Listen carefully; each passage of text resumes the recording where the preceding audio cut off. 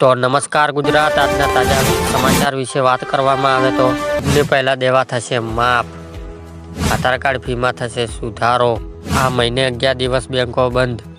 ગામડાઓની ખુશ ખબર, ખેડૂતોને હો લોન માફ, 6 મોટી બજેટની જાહેરાત। આ મહિને 11 દિવસ બેંકો બંધ એટલે કે જાન્યુઆરી મહિનામાં પૂરો થયો છે અને ફેબ્રુઆરી મહિનામાં શરૂઆત થઈ ગઈ છે। જો તમારી પાસે ફેબ્રુઆરી મહિનામાં બેંક સાથે સંબંધિત કોઈ મહત્વનું કામ છે તો તે આજે જ પૂર્ણ કરો, કારણ કે ફેબ્રુઆરી મહિનામાં ઘણા દિવસો સુધી બેંકો કોઈ કામ રહેશે નહીં। રિઝર્વ બેંક ઓફ ઇન્ડિયા એટલે કે ફેબ્રુઆરી મહિના માટે બેંક હોલ્ડ લિસ્ટ જાહેર કર્યું છે। ચૂંટણી પહેલા દેવા થશે માફ એટલે કે મિત્રો ખેડૂત દેવા માફ કરવાને લઈને સરકાર અને ખેડૂતનો આગેવાનો વચ્ચે ફરી એકવાર મામલો ગરમાયો છે। આ વર્ષ કમોસમી વરસાદ અને બજારમાં મંદીના કારણે ખેડૂતને ભારે નુકસાન થયું છે અને ખેડૂતને પાસે જૂના દેવા ભરવા માટે પણ પૈસા નથી, જેથી ખેડૂતને દેવામાં ભરવા માટે રાહત આપવા દેવા માફ કરી દેવામાં આવ્યા છે ને ખેડૂતની સહાય આપવામાં આવે તેવી માંગ કરવામાં આવી છે ને જ્યારે છેલ્લા 15 વર્ષ દરેક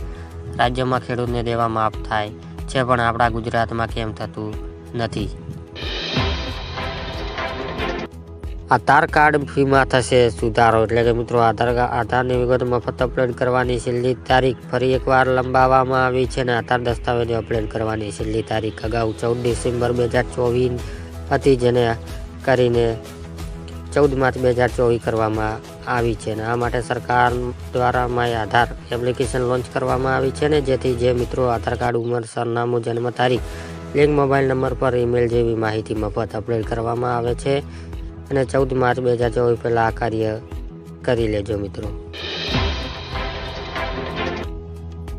ગામડાઓને ખુશ ખબર એટલે કે ગુજરાતમાં સરકાર દ્વારા હવે રાજ્યોમાં દરેક ગામોની સિંચાઈ પાણી આપવાનો એક મોટો નિર્ણય કરવામાં આવ્યો છે ને જે મુજબ હવે રાજ્યમાં દરેક ગામોની સિંચાઈ પાણી આપવામાં પિયત મંડળી રાજ્યમાં અત્યારે 300 થી 350 પિયત મંડળીઓ છે અને આ તરફ હવે દરેક ગામોની સિંચાઈ પાણી આપવા માટે પાઇપલાઇન નાખવા માટે 50 સબસિડી આપવામાં આવી છે મિત્રો। ખેડૂતોને લોન માફ એટલે કે મિત્રો ખેડૂત દેવા માફી લઈને મોટા સમાચાર સામે આવ્યા છે કે મોદી સરકાર જ્યારે 2004ના વર્ષમાં જ્યારે સત્તા ઉપર આવ્યા હતા ત્યારે એમણે કીધું હતું કે 2023 સુધી ખેડૂતની આવક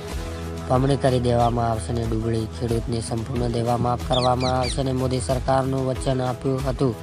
કહેવામાં આવે કે મોદી સરકારનું વચન ખૂબ જ અનુરૂપ હોય છે। મોદી સરકારનું વચન આપે તે વચન ક્યારેય ખોટું જતું નથી, પરંતુ આ વચન લક્ષ્ય હજી સુધી પૂરું થયું નથી મિત્રો, એટલે કે 2022માં ખેડૂતની આવક બમણી કરી દેવાનું વચન આપ્યું હતું। 6 મોટી બજેટની જાહેરાત એટલે કે 8000 આંગણવાડી બનાવવામાં આવશે ને 1000 નવા ટ્રાફિક પોલીસ આપવામાં આવશે ને 2500 નવી એસટી બસો ખરીદવામાં આવશે મિત્રો, અને નવી 319 એમ્બ્યુલન્સ ખરીદવામાં આવશે ને રિવેજ ફંડ લંબાઈ 38 કિમી કરવામાં આવશે અને રાજ્યમાં કોઈ નવો વેરો નાખવામાં આવે નહીં મિત્રો।